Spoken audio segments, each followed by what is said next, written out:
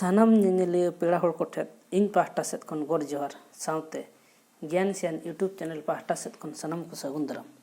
ᱫᱮᱞᱟᱵᱚᱱ ᱜᱟᱛᱮ ᱠᱚ ᱟᱨ ᱢᱤᱫᱴᱤᱡ ᱱᱟᱣᱟ ᱵᱷᱤᱰᱤᱭᱳ ᱨᱮ ᱟᱨ ᱛᱮᱦᱮᱧᱟᱜ ᱵᱷᱤᱰᱤᱭᱳ ᱫᱚᱵᱚᱱ ᱧᱮᱞ ᱫᱟᱲᱮᱭᱟᱜᱼᱟ ᱥᱮᱧ ᱯᱟᱲᱦᱟᱣ ᱵᱚᱱᱟ ᱥᱩᱛᱩ ᱟᱹᱲᱟᱹ ᱪᱮᱫ ᱞᱮᱠᱟ ᱦᱩᱭᱩᱜ ᱠᱟᱱᱟ ᱟᱨ ᱱᱚᱣᱟ ᱫᱚ ᱥᱟᱱᱛᱟᱲ ᱜᱨᱟᱢᱟᱨ ᱨᱮ ᱦᱤᱡᱩᱜ ᱠᱟᱱᱟ ᱟᱨ ᱡᱟᱦᱟᱸᱭ ᱠᱚ UGC नेट लगे में प्रिपेयर उनको लगे दो अड़ी जोर गे इम्पोर्टेंटा ठीक है तेला तला बाबन बिलोमा तेहना वीडियो बन एतहबा सुतु अड़ा सनम को अरदास एतहब कौन मुचाद धाबी नेल तावन पे एनखान सुतु अड़ा रे ओका को अड़ा मेना ओना को बन सेणाया तेला तला बाबन बिलोमा वीडियो बन एतहब उतर लगे नितो दावन पढ़ा सुतु अड़ा दो चेत कना मिद मानेया साबात को मेंदो मिद मानेया साबात को ओना गे अब सुतु अड़ा बन नेला नितो परसी साहेद रे मिद रकम माने आना कथा को हो अड़ी गे जरूरा परसी साहेद रे जहां अब परसी साहेद रे ओना मिद लकान माने आना कथा को अड़ी जरूरा जहां परसी साहेद ते मिद जिनिस रे अड़ी आयमा आड़ांग से कथा ताहेना ओना को नुनक गे किसान सांताल परसी ते हो उनका कथा को मेना गया मेंदो जहां परसी रे अब बन नेल का ओना को हो अड़ीगान साबात ताहेना मेंदो अड़ीगान अड़ा ताहेना ओना अड़ा को मिट्टी गे माने हिजुआ उनका गे अब सांताल परसी ते हो आयमा गोटांग अड़ा से कथा ताहे कोआ उनकान कथा को गे मेना जहां दो अब परसी से अब साहेद ए किसान से दे इदी है नोडे लय तोरा गानोआ मिद रकमा कथा दो सुतु आड़ांग होबो मेतागा जहां नोडे लय तोरा गानोआ मिद रकमा कथा दो सुतु आड़ांग होको मेतागा मिद लकना कथा दो चेत कना ओना दो सुतु आड़ांग को मेतागा नितो ताले अब दैके लकाते बो नेला सुतु अड़ा दो ओका को काना मिद रे एमकना चांदो लई लखत अब चेत को बन बुझेवा बाबा सेरमा बाबा बांचावी मारांग ठाकुर ताले चांदो मेन लखत दो चेत को बन बुझे कना बाबा सेरमा बाबा बांचावी मारांग ठाकुर जानम मेन लखन दो चेत बन बुझे कना धरती लेबेद उपेल हुई ताले जानम मेन लखा दो चेत बुझे धरती लेबेद उपेल और हुई इन तायम गाते मेन लखा दो चेत बन बुझे गाते रेना सुतु अड़ा को दो हुयुग कना मिलुआ दुलड़िया परिती ताले गाते रेना सुतु अड़ा को दो चेत को कना मिलुआ दुलड़िया परिती बहु रेना सुतु अड़ा को दो चेत को कना एरा ओड़ा एरा जीवी गाते ओड़ा बोंगा ताले बहु रेना सुतु अड़ा को दो चेत को कना एरा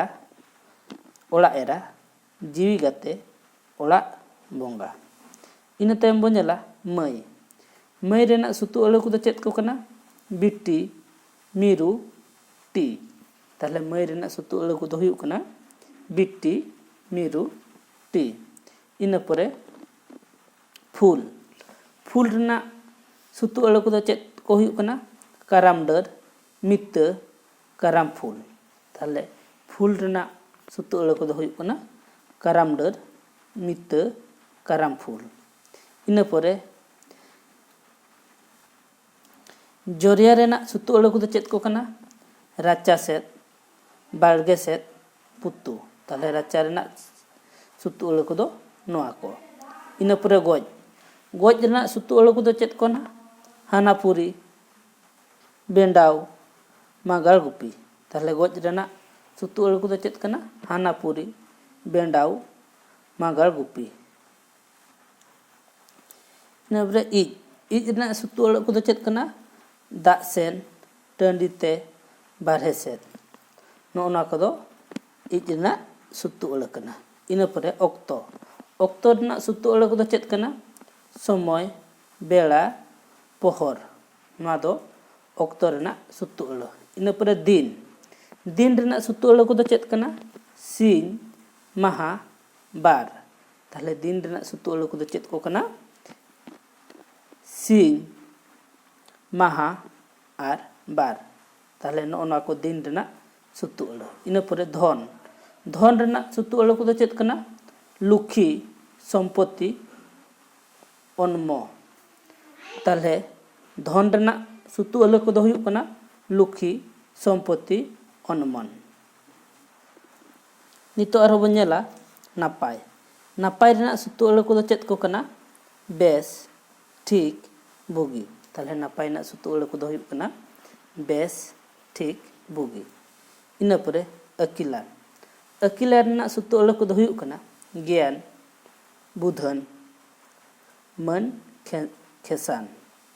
ताहले नोना अकिलान को नोआ को कना सुतु अड़ इनापरे कुठिया कुठिया रना सुतु अड़ को हुयुग कना कुंजुस छिपस कुठिया केटेज ताहले नोना को कुठिया रना सुतु अड़ को हुयुग कना ढीप ढीप रना सुतु अड़ को हुयुग कना टपू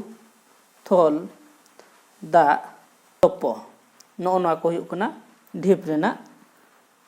सुतु अड़ को इना परे बन नेला लाजो लाजो रना सुतु अड़ को हुयुग कना पेरेज हड़मो बार जीवी रोहल दारे रे देजो ताहले पेरेज लाजाव लाजो रना सुतु अड़ को चेत को कना पेरेज हड़मो बार जीवी रोहल दारे रे देजो ताहले नोना को हुयुग कना सुतु अड़ को तेहेኛ सुतु अड़ वीडियो दो नोडे के चाबायना वीडियो नेल कते चेल कौन बुझाव किया ओना दो सनाम कोगे कमेंट दाराते लई ताबन पे और वीडियो बन कुसिया खान लाइक माबन ओना साउते जोटाव को गाते को बन शेयर कमा और जहां को नोआ चैनल पुलु धा बन नेलया उनको गोठा अरदास नोआ चैनल बो सब्सक्राइब मा ओना साउते बेल आइकन से घंटी हबन दबामा एनखान आपे ठेत अडी लगन नोटिफिकेशन सेटेरो और पुलु रे इन्या वीडियो बन नेल दाड़ेया डिस्क्रिप्शन रे टेलीग्राम ना लिंक एमकना सनाम को अरदास टेलीग्राम रो बन जॉइन मा ताले तेहेኛ वीडियो दो नोडे गे तहन कना और मिट्टी वीडियो रो बन न्यापामा इना धबिते इन पाहटा सेत खन दोलहाते गोट और जोहार।